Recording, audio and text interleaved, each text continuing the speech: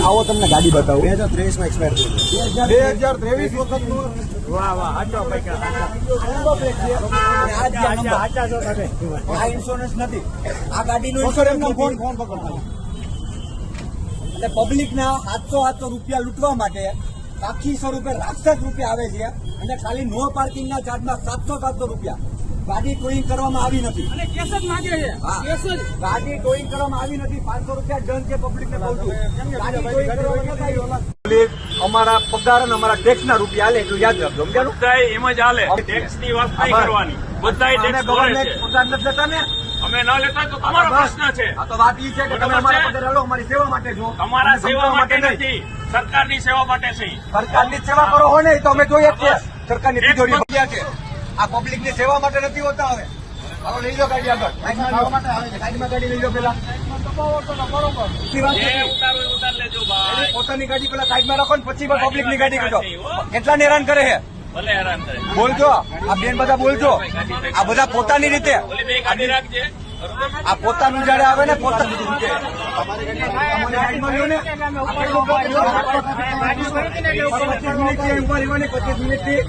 આ વિડીયો બનાવવાનો કોઈ ઉદ્દેશ્ય નહોતો કે હું પોતે ત્યાંથી ચાલીને જતો હતો ત્યારે એક મહિલા કે જે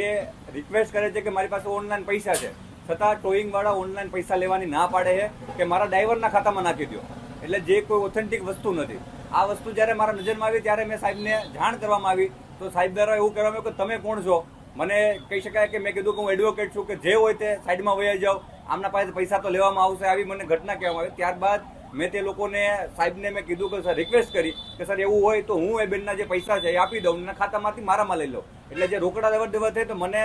આશંકા થઈને સાહેબને એનાથી ઉગ્રતા થઈ કે તમે શું કામ એને પૈસા આપો છો એ પૈસાથી ઉગ્ર થઈને તે મારી સાથે વાત કરી જ્યારે તમામ પબ્લિક ભેગી થઈ અને જે ઘટનાઓ આપણે અવારનવાર જોઈએ છે કે રાજકોટમાં હોય અમદાવાદમાં હોય સુરતમાં હોય તમે ઘટિયામાં જે પોલીસ છે ટ્રાફિક પોલીસ છે તે જ્યારે દમન કરતી હોય ત્યારે પબ્લિક એક થવાની કામ કરતું હોય છે ત્યારે પબ્લિક એક થઈને જ્યારે કહેવાય કે તમામ લોકોએ જોયું ત્યારે અમારે જાણમાં આવ્યું કે જે ટોઈંગ વ્હીકલ છે તેનો પણ પોતાનો વીમો નહોતો તો જે પોતાના જ કહી શકાય કે પોતાની જે ઉપર આવે છે ત્યારે એને કોઈ પણ નિયમો લાગુ નથી પડતા અને જ્યારે આપણા પર આવે ત્યારે નિયમો લાગુ પડે છે અને ત્યારબાદ તે વિડીયો ઉતારવામાં આવ્યો અને ત્યારે જ્યારે વાયરલ કરવામાં આવ્યો ત્યારે સ્પષ્ટપણે જ્યારે મેં કીધું છે કે પબ્લિક હેરાન થાય છે ત્યારે સાહેબ ચોખ્ખા એ શબ્દોમાં વિડીયોમાં પણ છે બોલે છે